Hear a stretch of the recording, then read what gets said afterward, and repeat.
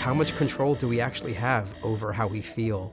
Our tradition really values freedom and choice and free will, and much of the High Holiday Liturgy is all about choosing to make better choices in our lives.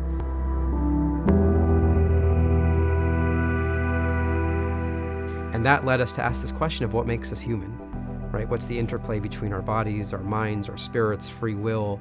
Where is God in all of this?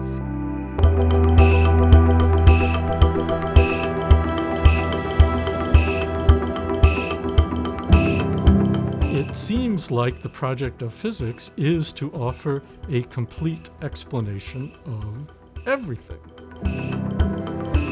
So physics was born with a built-in kind of deterministic bias. There are laws of nature, and if you know the state of the world at one moment, you can predict the state of the world at the next moment and in principle on forever. But of course, physics gives you other options as well. For example, we no longer believe that the laws of nature that Newton taught us are the true, exact, complete laws of nature. And the ones that work better, quantum mechanics, have a totally different kind of attitude towards what you can predict about the future given the past. And anyone who learns quantum mechanics, there's a joke that physicists tell each other. It's impossible to understand quantum mechanics and take it seriously at the same time. The concepts just do not cohere into a whole that you could say, oh yeah, now I understand what the world is made of. It's too weird. And it doesn't fit the machine metaphor at all. It's all too easy to think that the answer has already been figured out, when in fact we're still swimming in all sorts of confusion. I'm interested in psychology and neuroscience, understanding why we act and behave in the way that we do, how we think, how our cognition has formed throughout evolution, and those questions are questions that oftentimes center around the nature of human experience and consciousness in particular.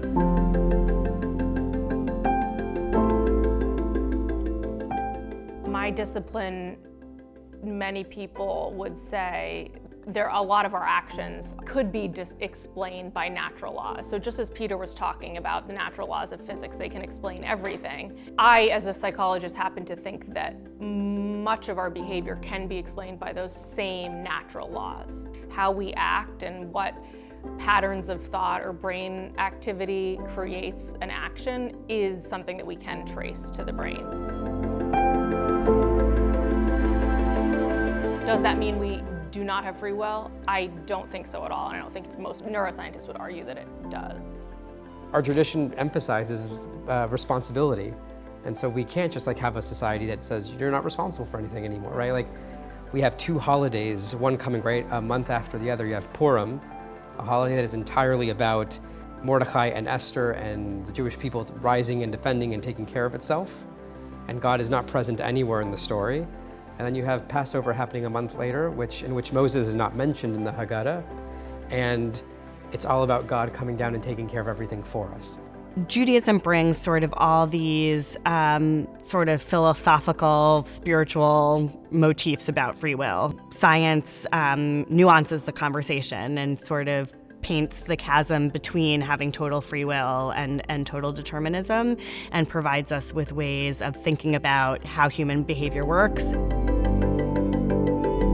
Science helps us to understand what ultimately motivates and changes human behavior. And in certain ways, that's what religion is interested in as well, right? Not in a deterministic way, but I think that religion seeks to help us improve our behavior, seek to bring good and justice into the world, act in community.